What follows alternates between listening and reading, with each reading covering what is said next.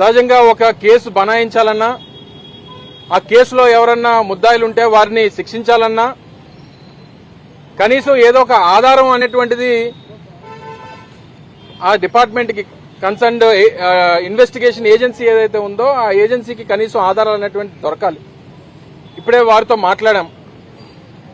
వారు చాలా ధైర్యంగా ఉన్నారు. పార్టీ క్యాడర్ కానీ పార్టీ కార్యకర్తలకు కానీ నేను ధైర్యంగా ఉన్నాననేటువంటి విషయాన్ని కూడా వారు చెప్పమన్నారు.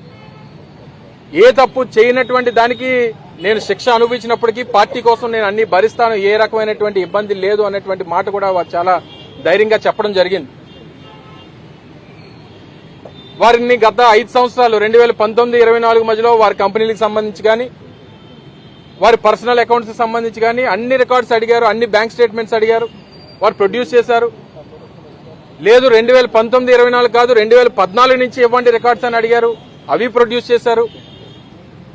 గడిచినటువంటి 10 సంవత్సరాలుగా వారి పూర్తి బ్యాంక్ అకౌంట్స్, వారి పూర్తి లావాదేవీలు, వారి కంపెనీలకు సంబంధించినటువంటి లావాదేవీలు ఇవన్నీ ప్రొడ్యూస్ చేసినప్పటికీ ఏ తప్పు అందులో దొరకనప్పటికీ కక్షపూరితంగా ఏదో రకంగా వారిని ఇబ్బంది పెట్టాలి, ఆ కుటుంబాన్ని ఇబ్బంది పెట్టాలి, వైఎస్ఆర్ కాంగ్రెస్ పార్టీ నాయకత్వాన్ని ఇబ్బంది పెట్టాలనేటువంటి ప్రయత్నం జరుగుతూ ఉంది.